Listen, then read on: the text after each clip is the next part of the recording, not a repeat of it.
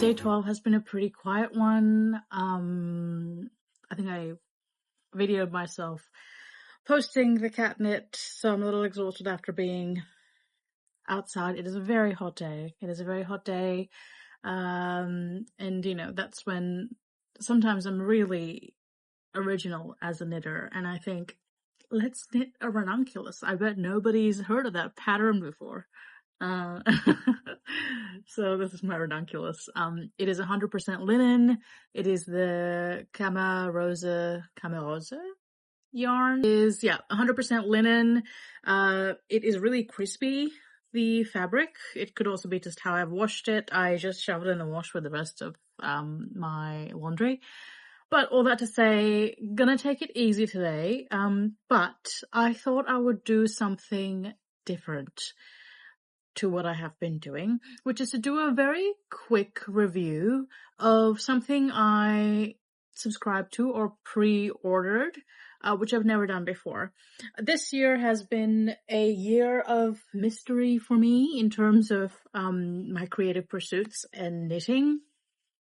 It was my first year that I finished the Stephen West Mystery MCAL, and I also did start and am yet to finish the Joji Locatelli's One Love Mystery Knit Along. So I've kind of been leaning into it and just sort of, it's not something I normally do. But one thing I've purchased this year, because there was a discount, I think, if you pre-ordered, was Ysolda Teague's Knitworthy 9. So I thought I'd do a quick review of the Knitworthy 9 because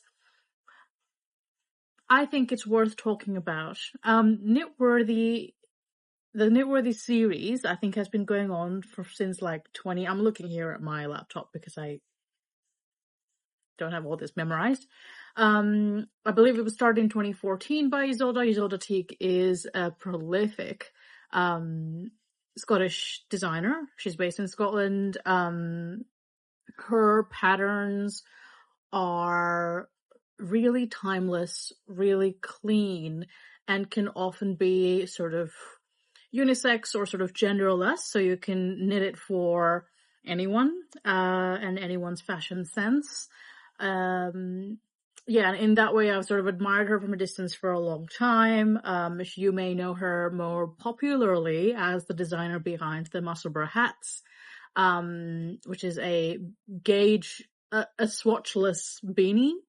And I just think the way that they're designing is ingenious. So I thought I'd talk a bit more about Knitworthy 9. Knitworthy is a series that they release over the Christmas period. I actually love what they said here on the website. Everything I'm sharing is not in breach of the patterns. It's just what you can find free, what anybody can find freely on the website. On Ysolda.com. The patterns are also available on Ravelry.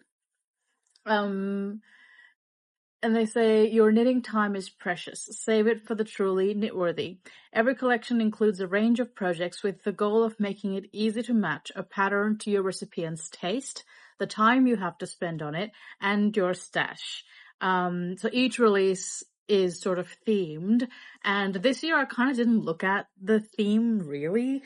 I loved last year's collection and just went for it. But the theme this year were basics, I think, wasn't it? Yes, this year's patterns are a collection of tried and true basic patterns, the ones you can reliably turn to when you need a last-minute gift. So if you, like me, are speed knitting and weaving, but my projects, I already know what they are, but if you still are sort of out of ideas, I really think you cannot go wrong with basics, especially if they are handmade. It's an added level of just luxury. So I think it's incredibly giftable. So these are great last minute gifts if you are still hunting. The full collection is out now for you to peruse. So it's a collection of accessories. This year there are 6 patterns, are there? 1, 2, 3, 4, 5. There are 6 patterns as part of Knitworthy 9, and it's really is quite affordable, and it is amazing bang for buck, and let me tell you why. I might put some images from the website. I do not own any of these images. They're all from Ysolda's website. So the first pattern that came out, so the way that it worked was that I think I pre-ordered this sometime in November maybe, or was it October? But every 2 weeks there has been patterns that were released. The first pattern to come out were deep shadow socks. That came out not long after I did my all about socks video, so I was already like in sockland. I'm always in sockland. And this was a really cool, clever construction. It's bang for buck because all of these patterns are multi-gauge, which means that you can look at your stash or you can look at yarn you like and match. The pattern is there for whatever gauge you get with whatever needles you use for different thicknesses of yarn. So the deep shadow socks fits, is it like 8 gauges? Yeah, the pattern includes directions for 8 gauges. So you can just do like a quick and dirty swatch and go with it, really. If you already know that, say, for example, in a 4-ply yarn with X number of stitches cast on, that's your gauge, then just run with that bit in the pattern. I haven't looked at the pattern yet in detail, but I'm sure you can match that. The yarn recommended is fingering to DK/worsted yarns. And you can also do scrappy socks should you wish to. There is an interesting heel in this where it kind of combines it's a short row heel but with the traditional gusset shaping, which I am keen to try. So these might be getting cast on as part of my, I know come January, cast on itis is going to go right to my head. So those are the deep shadow socks. Then in the second lots of releases, there was the Broadsea hat. I've seen the Broadsea hat available, like fashion brands pull them out every now and then. It's just like a classic basic. But this is also, again, multi-gauge. Are there like 6 gauges for this? There's 6 sizes available. And there are 4, I judge a hat pattern by the decreases, and there are 4 really neat sort of pair decreases. So the crown shaping looks really beautiful. And this is for 6 gauges. So you can use fingering to chunky weight yarn. That is the recommendation. Yeah, the Broadsea hat comes in 6 gauges from fingering to chunky weight yarn. But you can also like work with your scrappies. You can hold fingering double should you wish to, or hold any yarn double. You could do the brim in one color like I did for my Oslo hat, which is actually the start of the Oslo hat is my knit icon for my Spinweave Knitmas thumbnail. There you go. Broadsea hat. Also love. Third release pattern was, I want to make sure I get this order right, was the Lifeline mitts. I don't live in a climate, I thought, that required mittens, but this past winter, my inside of my house got so cold that I needed mitts to sleep in. And that is, to date, the only pair of mitts that I've knit. That was the, I think, World's Easiest Mittens or something like that by Tin Can Knits, which is a free pattern. That is also multi-gauge, I think. So that's a great pattern. This one includes a fingerless and full mitt version. And there is like a really cool decrease pattern across the thumb. It's almost sort of like anatomical.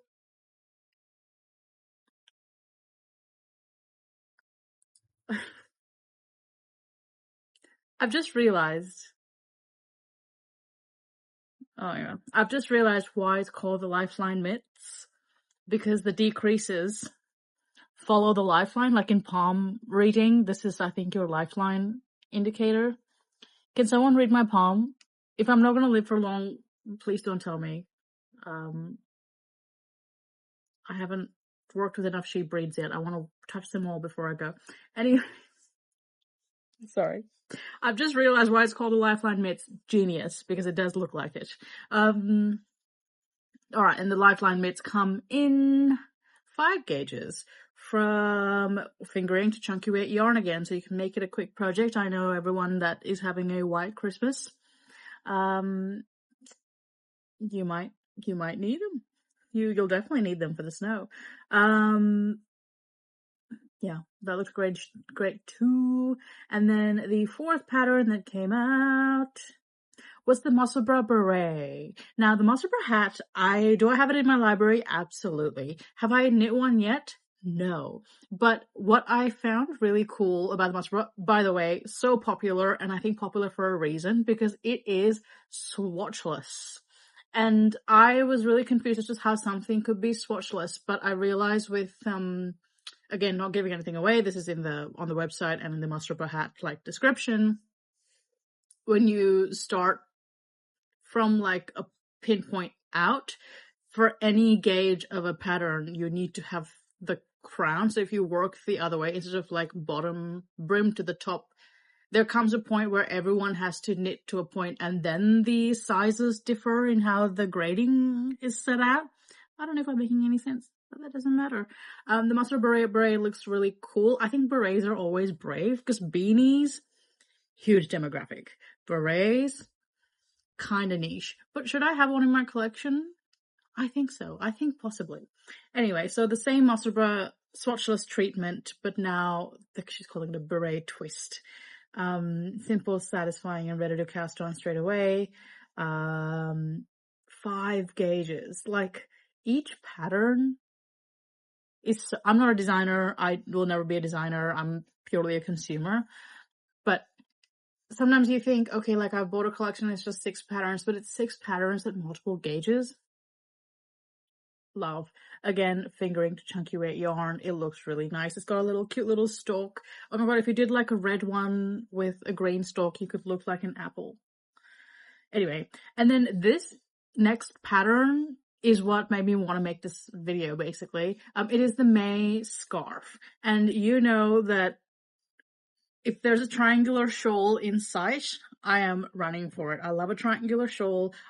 I'm always armed with a shawl. Even in the height of summer, I will have like a pashmina or something, because public transport can get really cold. Sometimes I use the shawl to like shield myself from the sun. But the May scarf and triangular shawls that I've knitted anyway, have all been knit flat. This is a triangular scarf that is plain, but knitted in the round, which means you potentially never have to purl. But it is also, I guess it applies to all these patterns, but especially socks and this May scarf. The deep shadow sock and the May scarf.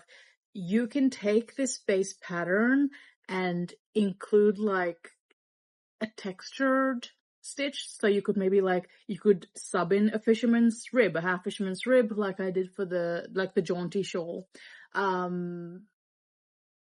Is that easy?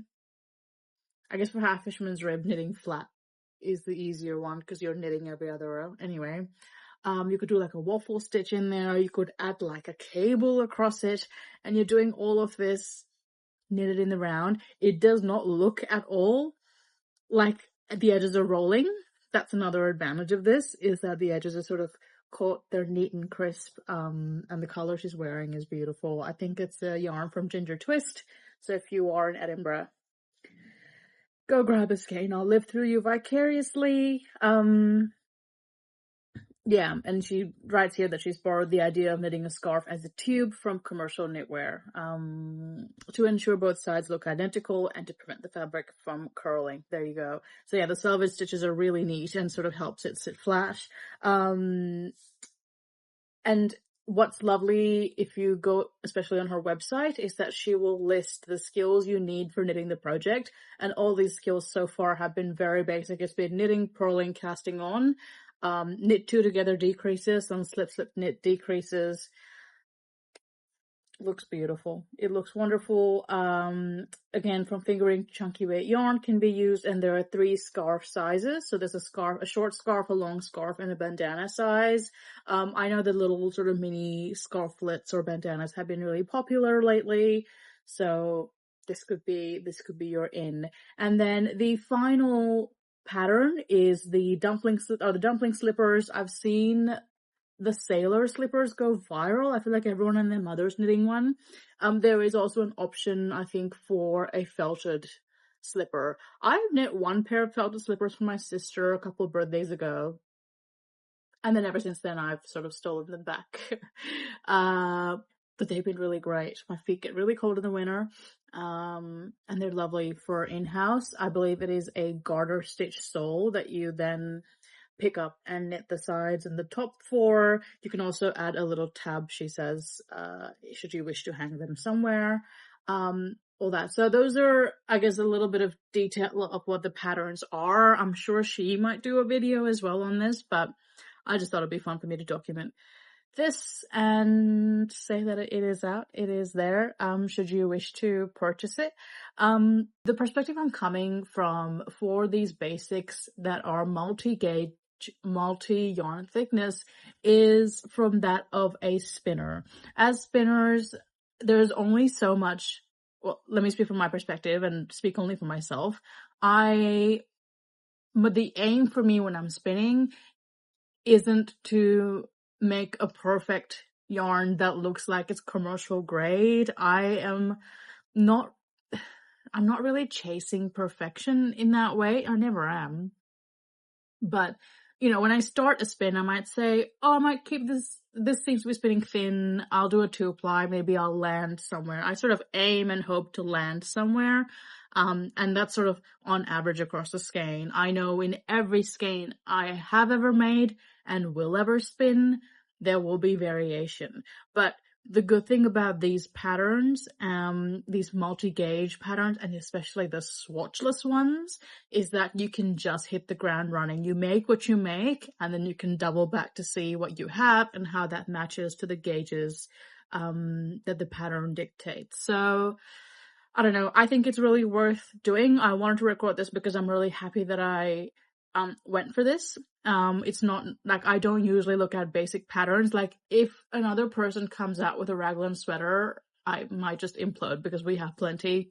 I don't look past the Tolster. Maybe I shouldn't say that because the Tolster came like a couple of years ago, and it's not like that invented the raglan sweater. But I do not look past the Tolster.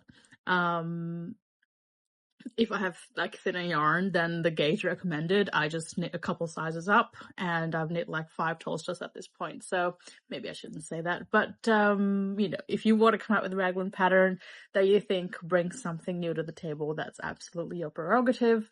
That is my more than 2 cents, I guess, on Knitworthy 9. I think if you are a spinner, it is a great gift you can give yourself, or you can gift a spinner. The final thing to note on Knitworthy 9 is that I think it is suitable for beginners, intermediate, and advanced knitters. Beginners just to get an idea of the possibility based on the yarns that you find, but advanced knitters to just sort of pick up literally anything from your stash and see where you can plug it in. So that's that. I'm going to move on to the advents. Okay, advents. It is day 12. Oh, we're halfway. Well, ish. Halfway through today. Halfway through tomorrow will be halfway. Day 12 of my Lovebird Lane. My Lovebird Lane. Ooh, ooh, ooh. Oh, very well done, me. Was it day 4 that was like the forest floor looking one? That kind of looked, the inspiration picture was like Hobbiton, but in South Australia. I forget what it's called. This is like this reminds me of mangoes.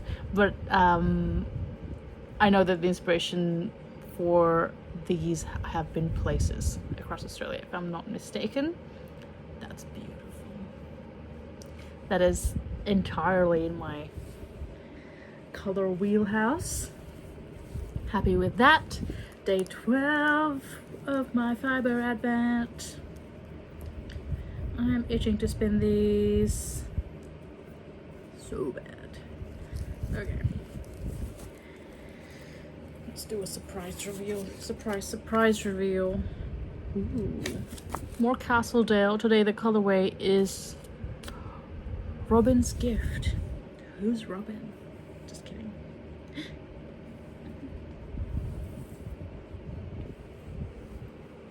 What?